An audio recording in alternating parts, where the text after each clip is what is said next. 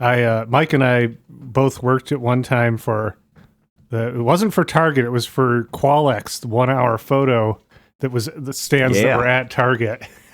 Oh, like how they... It was fantastic. We did not have to follow any of the Target rules. Yeah. They couldn't tell us what to do, so yeah. it was great. Yeah, I could be late and they would just be upset, but they couldn't do anything about it.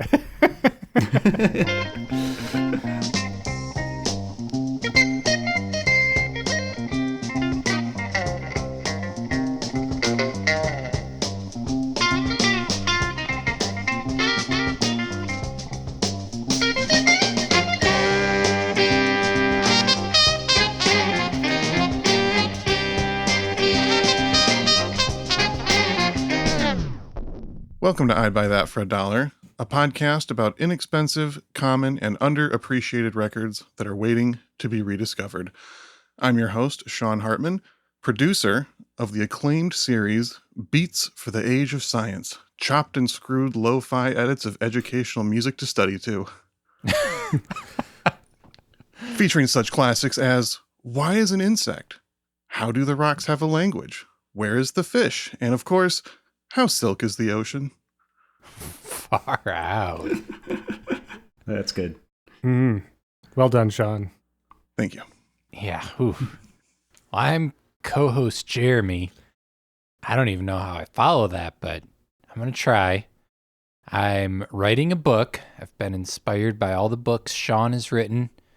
Co-host Sean, and I'm writing a book of microbiographies called A Bowl of M&Ms, featuring microbiographies on Michael McDonald, Mac Miller, Malcolm McLaren, Manfred Mann's Earth Band, Marky Mark, Martina McBride, Marcus Mumford, The Meatmen, The Minutemen, Meek Mill, Melissa Manchester, Method Man, Mike and the Mechanics, The Mighty Mighty Boss Tones, Mystic Moods Orchestra, Modest Mouse, Monster Magnet, and many, many, many more.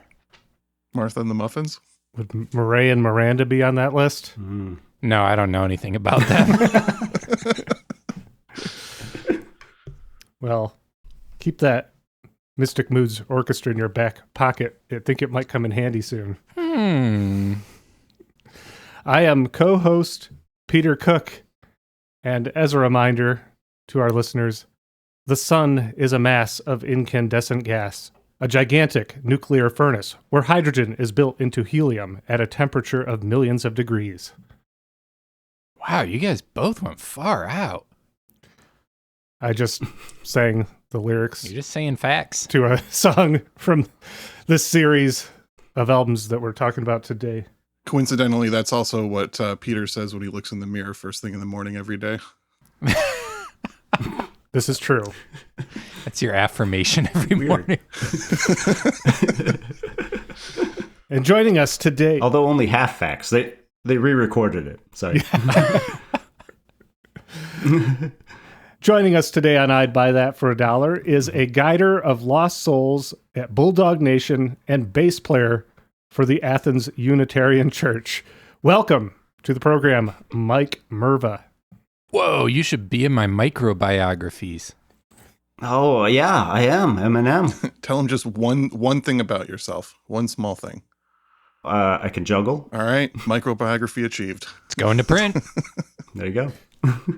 And you are from Athens, Georgia, or that's where you currently reside anyway? I do. I currently reside in Athens, Georgia. I was born and raised in East Lansing, but of course, know y'all from my wonderful time in Kalamazoo. And now you've moved all that ways away and know DJ Mahogany, frequent guest, number one fan of I'd Buy That for $1. That is right. That is right. He's a great guy, a boon to the entire Athens community. Just always a friendly face when you see him. So, what's up, Mark? Well, Mike, you have selected a highly interesting record for today. Do you want to introduce this to our listeners? Sure. So, this record is called Nature Songs. It is from a 6-record set titled Ballads for the Age of Science.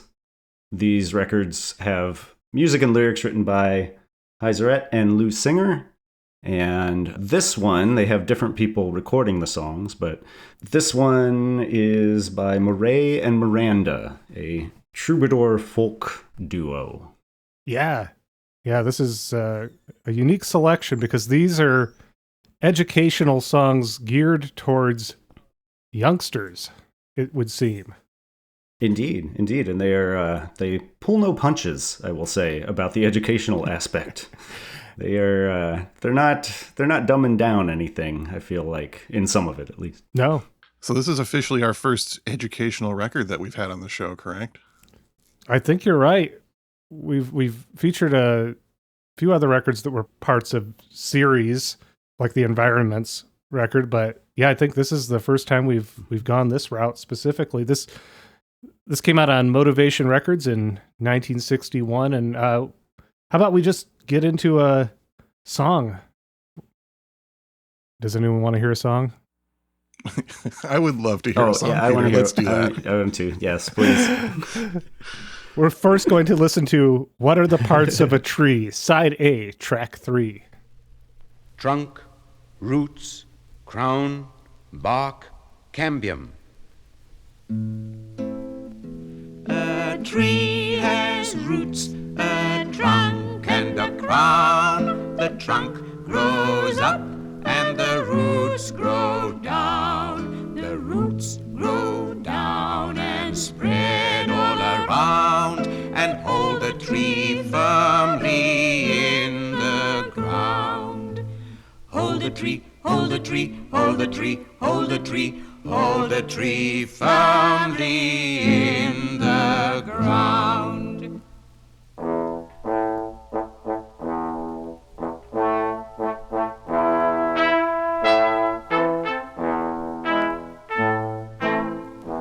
A tree has roots, a trunk and a crown. The trunk grows up and the roots grow down. The roots grow down and spread all around and hold the tree firmly in the ground.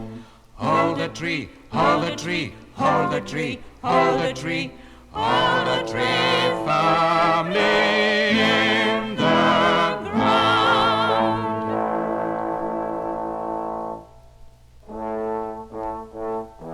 The roots also provide nourishment for the tree. How do they do that?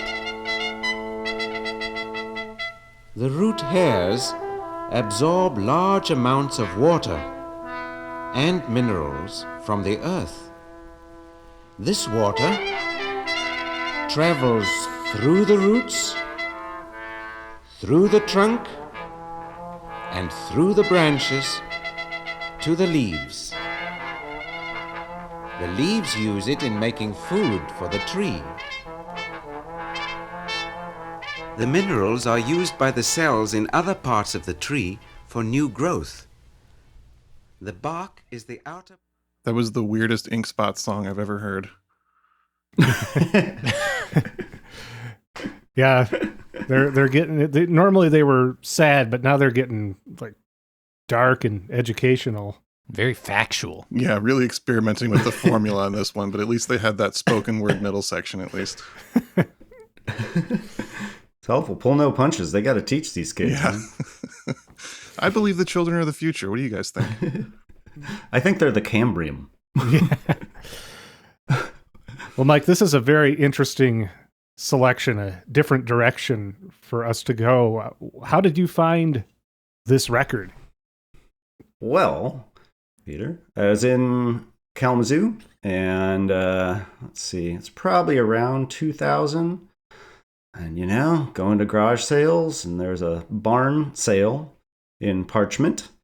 And these records were here, and they look pretty interesting, look good. They are from Parchment Elementary Schools. They have the stamps on the front saying that.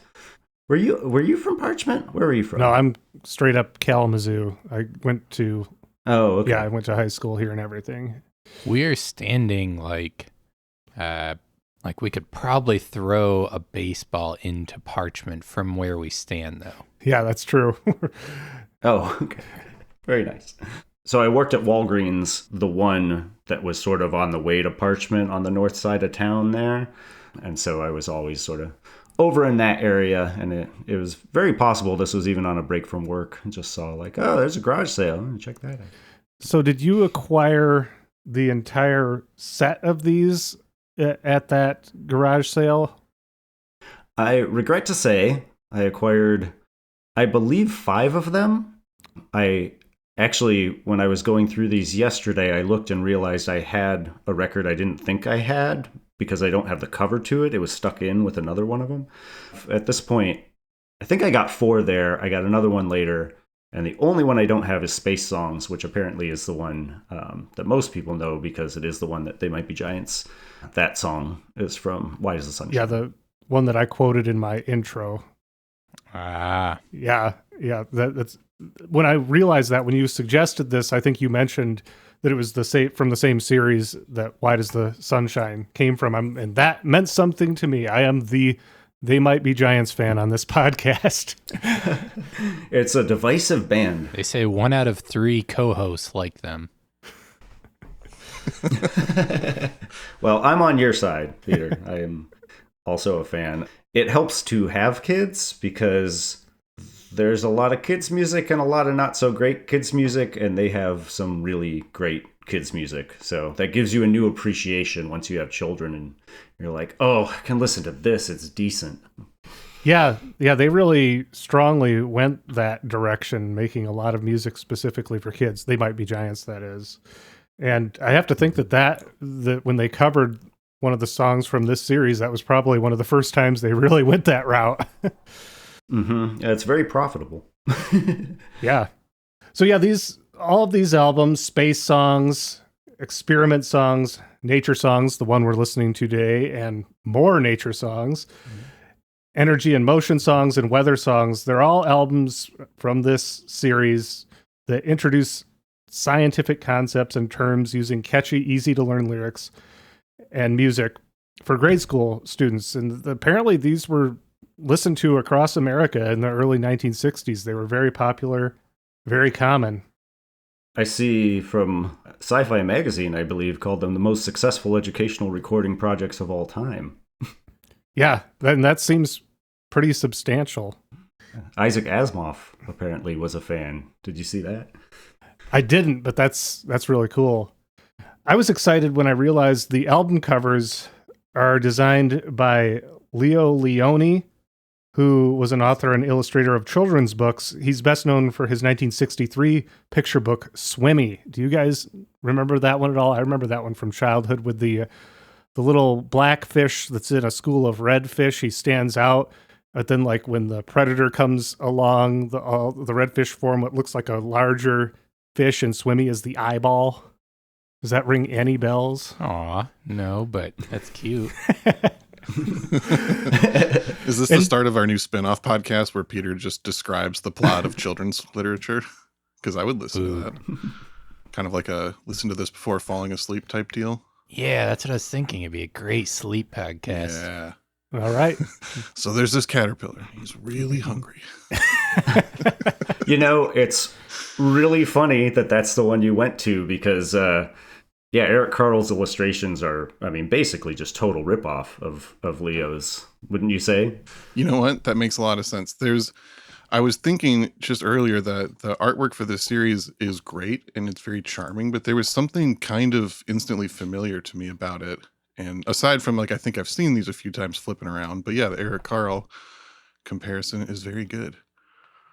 Before we go any further, because I don't think we're going to be talking about the songwriters behind this too much more, we'll probably be focusing more on Marais and Miranda, but we mentioned Hy Zaret and Lou Singer. They were 2 New York City-born Tin Pan Alley songwriters, and they had plenty of previous songwriting experience under their belt at the time that these albums came out. Zaret actually wrote the lyrics to Unchained Melody, one of the most recorded songs of all time. And Hy Zaret did the lyrics, and Lou Singer was responsible for the music that we're hearing. I'll also bring up that Hecky Krasnow, who's apparently the music director on these albums, he He's best known from Rudolph the Red-Nosed Reindeer, I Saw Mommy Kissing Santa Claus, Frosty the Snowman. So really worked mainly in that Christmas genre, but apparently branched out to do these as well. I'm also adding him to my file of favorite names that we've encountered on the show.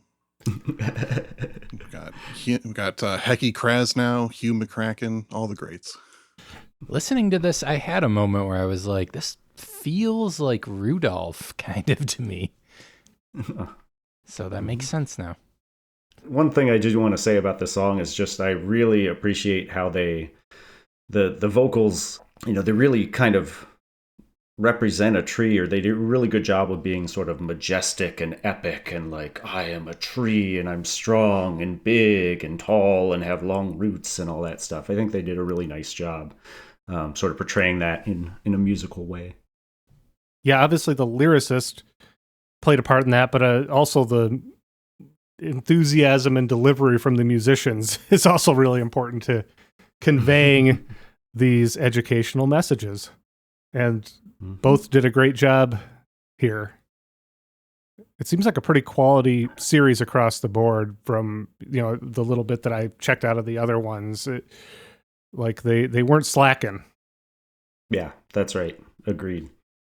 Well, how about before we talk about who Marais and Miranda are, we play another selection? Jeremy, you're raising your hand.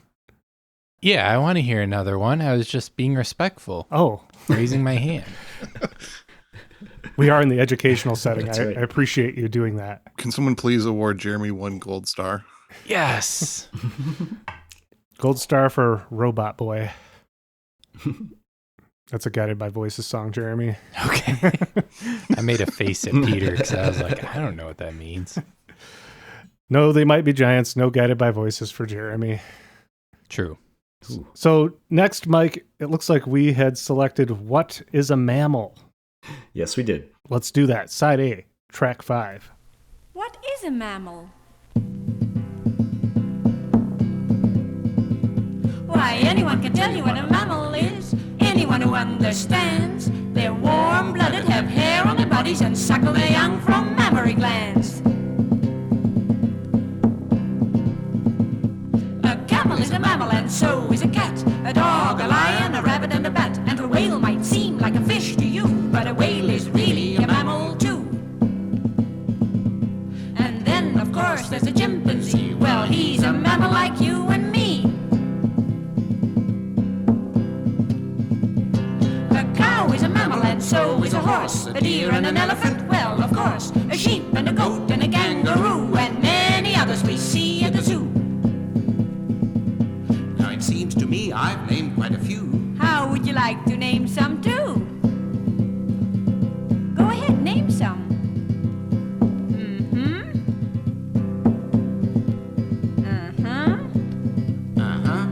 Now anyone can tell you what a mammal is. Anyone who understands. They're warm-blooded, have hair on their bodies, and suckle their young from mammary glands.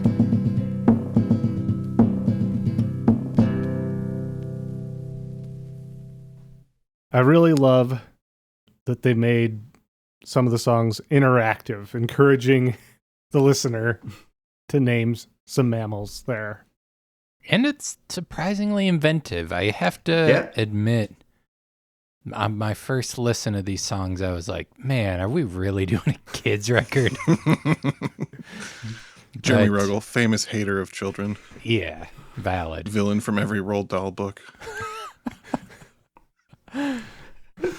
I mean, yeah, that's kind of why I was so impressed with these. I mean, I got these before I had kids, but the arrangements. So that's also to say, even though the music was, I think, by Lou Singer. Right? Yeah. Yep. Yeah. So the music was by Lou Singer, but on these ones, Marais Miranda did all of the arrangements, and you can really tell that. If you listen to the other ones, they sound much different, but Marais Miranda arranging was a really big part of what they did generally. They considered themselves, people that did folk songs and balladeers, but they really pushed in everything that I read that they were interpreting material and doing it in a different way than a traditional way, and that was important to them. And they were both classically trained musicians. And for what it is, I mean, usually two voices and maybe two or three instruments. I think the arranging here is just so top notch. Like, really nothing I don't think I've ever heard before with that few amount of, vocals and instruments playing. And that guitar it sounded like they're like thumping on the whole guitar with the strings. Like it's being played in a very non-standard way that jumped out to my ear pretty quick. And I was like, oh, these people are weirdos. I like this. Yeah. It actually kind of comes across at times, on this one at least, as sort of like almost outsider music. Yeah. Yeah, that's what it made me think of when the way that guitar was being played. So I wasn't very surprised when I saw that music historian and preservationist Erwin Chusid was responsible for digitally restoring the 6 CD box set of these that came out about 10 years ago on Harbinger, because he's like the songs in the Key of Z guy, who the outsider music compilations. I think he may have even coined the term outsider music. So I wasn't surprised that he had some involvement in bringing these into the current age digitally. Yeah, absolutely. I actually reached out to him to see, because I listened to his FMU. He has a show on WFMU I listen to every week. So just to see if he had any information, any additional information, but he did not. That was a cool reach out to see if he could provide any insight. He was very nice, though. Well, how about we learn a little bit about Marais and Miranda, since we've mentioned them so much. Can you do it in a fun song? Hand me the guitar, Jeremy. Gonna start busting out the guitar every episode now. Yeah, 2 episodes in a row with Peter guitar. So Joseph Marais was born in 1905 and raised on a sheep ranch near Cape Town in South Africa. As a young man, he played violin with the Cape Town Symphony Orchestra, and in the 1920s studied composition in London, Paris, Prague, and Budapest. However, he was also a skilled guitarist with an extensive knowledge of Afrikaans folk songs. He recorded songs in Afrikaans, one of the major languages of South Africa. He recorded songs in Afrikaans for the major British record label, His Master's Voice, with the intention of them being sold to the South African market, and they were successful. And the BBC approached Marais requesting that he translate and perform the songs for British audiences. These broadcasts were in turn heard by the head of NBC, and in 1939, Marais moved to New York City and began hosting a weekly radio show called African Trek. He also released the album Songs of the South African Veld as Joseph Marais and his Bushveld Band on the Decca label in 1941, which earned him acclaim in American folk circles. In 1942, the government set up the Office of War Information for Radio News Service, and Marais joined the war effort by overseeing Voice of America broadcasts to the Netherlands and South Africa. And this is where we enter Rosa de Miranda, born in 1912 in Amsterdam, Holland. And in 1942, when she and Marais met, she was a recent immigrant to the United States with a rich musical heritage. Her mother had been an opera singer, and Miranda had accompanied her mother on piano at performances and was also an experienced vocalist. But Marais did not know any of this when Miranda applied for a job at the Afrikaans desk at the Office of War Information as a Dutch translator. And so for 3 years, she worked as a news editor and translator before Marais learned of her musical talent.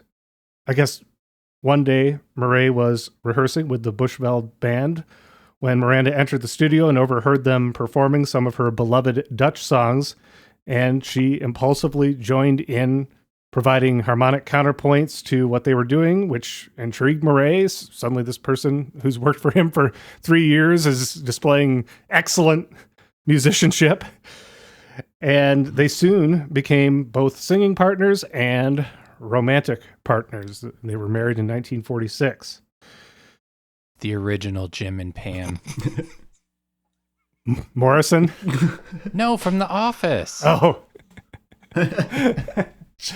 Who, Pam Morrison? Yeah, they were. You're right, though, Jeremy. They were the original Jim and Pam. Together, they soon chose to pursue a career as balladeers. They had an extended engagement performing at New York City's Village Vanguard, and also a well-received performance at the New York Town Hall. The reception of both of these being tremendous convinced them to move to Los Angeles to further their career ambitions. They were soon featured as singers in the Hal Wallis-produced film noir Rope of Sand, starring Burt Lancaster, and set in Southwest Africa. And they enjoyed many years as successful performers, appearing throughout the country on stage, radio, and television. They even sang for President Truman. And, of course, they began recording and releasing albums regularly on the Decca label starting in the late 1940s. And they had released about a dozen albums before they got to what we're hearing today. So at that, this is early 1960s. So probably the type of stuff that they had been doing, which how much of that have you guys checked out, like their other material, the pre-educational material? A little bit. I was listening to Waltzing Matilda, a couple other like classic folk songs that they had some pretty wild, especially Miranda's harmonies are like pretty wild on a lot of them. Mm-hmm. Yeah, it's very true. Her harmonies are really incredible. I found the Sundown Songs record, and I have a Christmas album that is not very good. And then I've downloaded some other stuff, but it has this similar feel to it for the most part. I have to think that what they had been doing basically commercially throughout the 1950s, probably early 1960s, this might have been the best career option for them at that point, as far as being able to record these that had kind of a guaranteed audience for them. They did 2 of these. They did nature songs and more nature songs for this series. Of course, they did continue to work after that until Joseph died in Los Angeles in 1978, and Miranda lived for another 8 years and passed away in 1986. So both are no longer with us. I mean, they were born at the turn of the 20th century. Yeah. I'd never heard of them prior to you suggesting this, and had you have to guess that people like this had a career prior to these moments. And they had quite a career prior to this. Yeah, indeed. I mean, that the impression I get is the radio show that he was doing was pretty popular, and it was simulcast here in America and in South Africa, I think, from what my understanding is. So they seem pretty big. And that the More Nature Songs album, I will just say, has some absolute bangers on it. The song about the evolution of the horse is especially good. So I encourage people to check that one out. Very good. Well, next up on the list of songs we were going to play from this one, we had Song of the Rocks. I want the chopped and screwed DJ Hard Bargain version. All right, I'm sending you the FLAC files right now. Oh, thank you for making them flat. I would also like to hear that. This definitely seems like ripe for sampling, this album. Oh, yeah. Well, let's listen to Song of the Rocks, Side A, track 7. Which of you are the metamorphic rocks? We are. I'm slate. I'm nice. I'm schist. I'm quartzite. We were formed when other rocks were squeezed and changed by heat and pressure in the earth.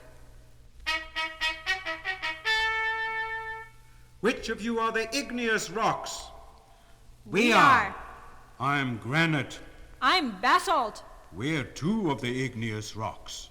We were formed when molten rock solidified.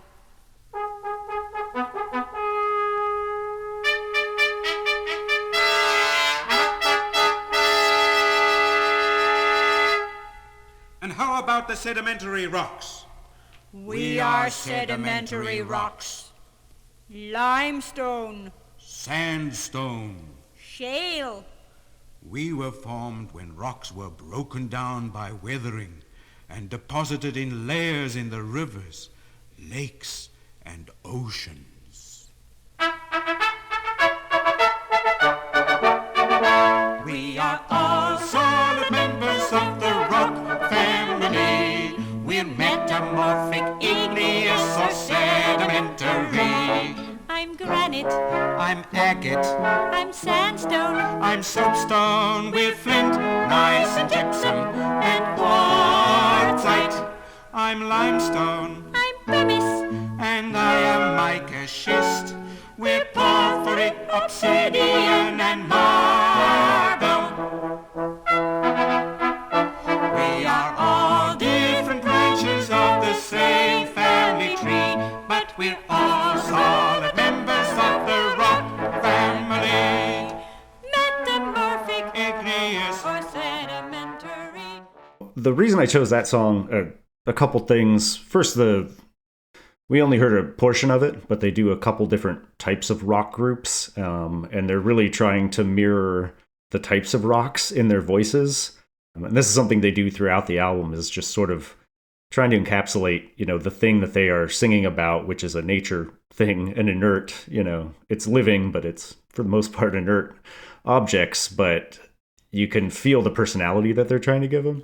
But also because if you ever need a song on a radio show or a mixtape to go directly into Shellac Song of the Minerals, this is a fantastic one.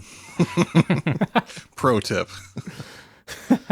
Yeah, I was thinking with that song how theatrical they come across as performers, that they can get into all those different characters of rocks.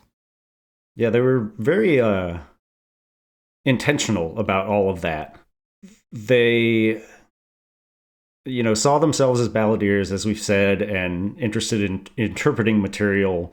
But from some of the reading I've done, Miranda especially very much thought that performance should be a performance. Like, you should be dressed up and you should really get into it and have a plan and interesting songs. And apparently she was not at all a fan of Woody Guthrie in his dress, choice of songs, or manner of singing, from something that I read somewhere. Finally, someone taking down Woody.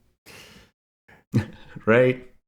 Yeah, I saw that, and from what I just read a little bit about her, yeah, it seemed like she could be quite critical of others.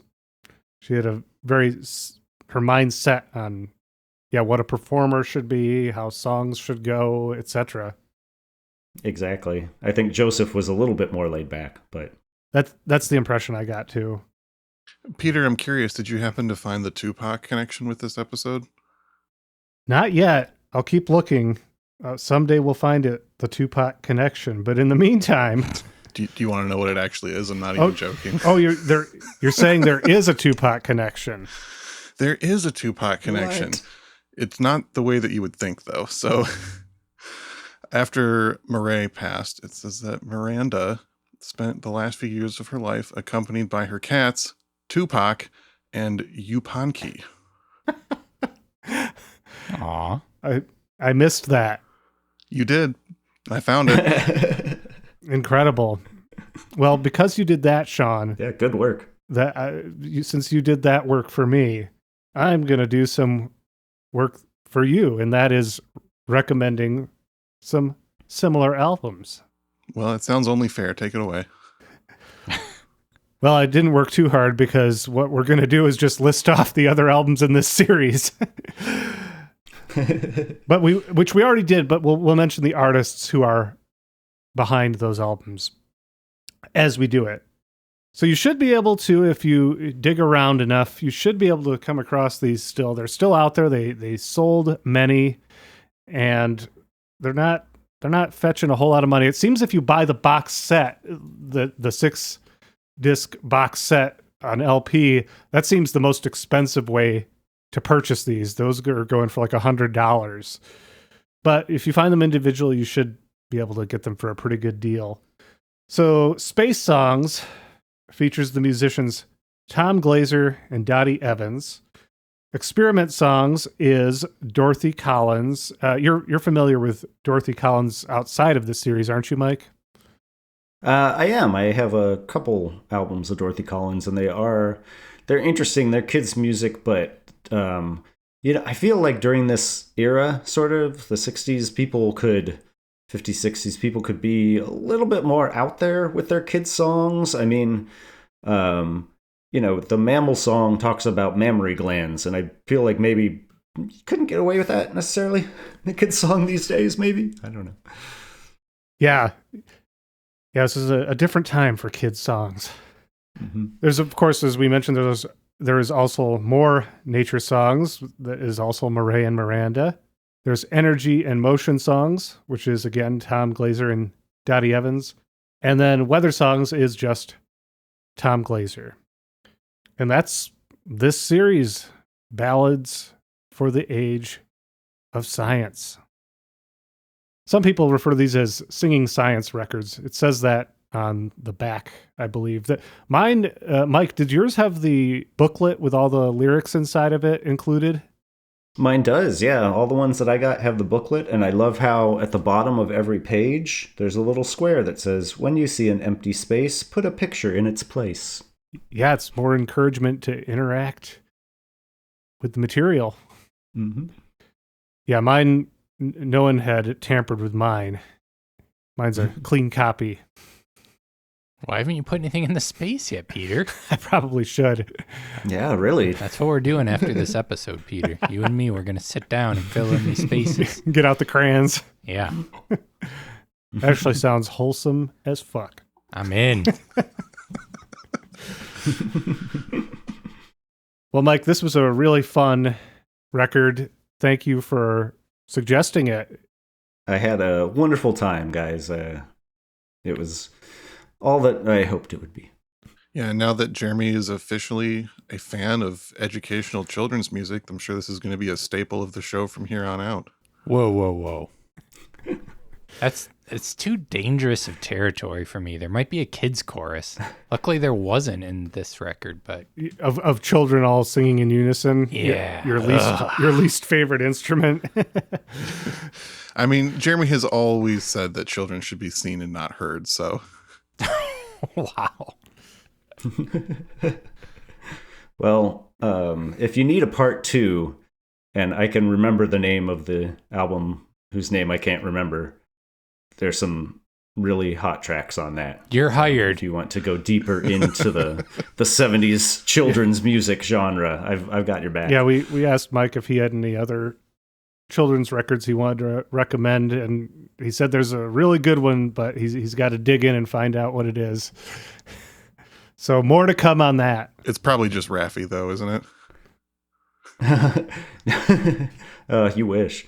No, it's clearly 70s session musicians that were told we want 100 children's songs, and they were probably very high, and the stuff they came up with is unbelievable, crazy psych funk stuff. Oh, it's really great. Oh, yeah. Well, I think you figure out what it is, and we'll have you back next season to talk about that one. That you're going to be the kids record designated kids records guy.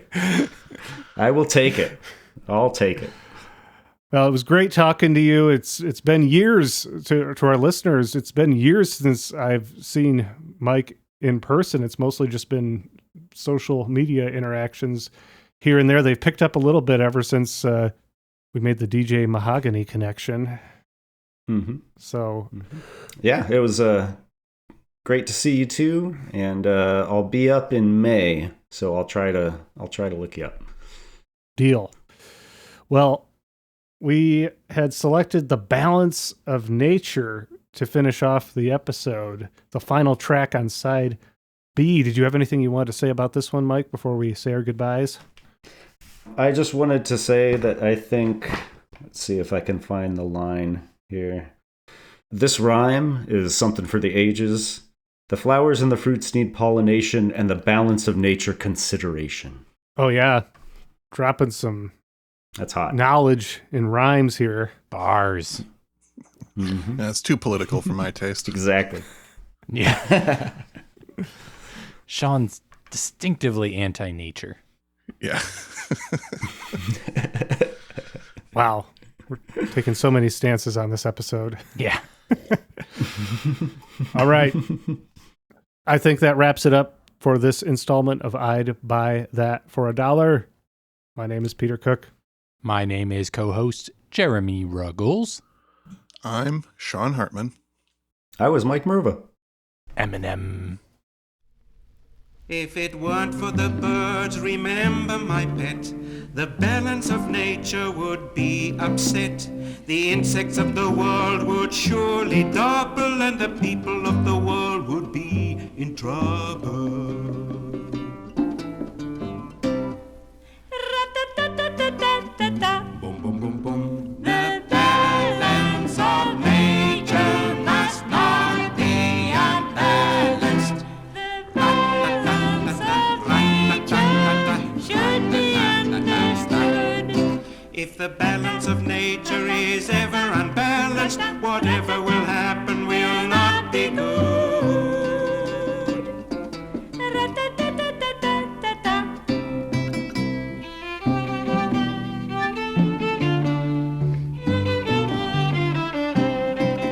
If it weren't for the snakes, mice would multiply, and without the algae, the fish would die. The flowers and the fruit need pollination, and the balance of nature consideration.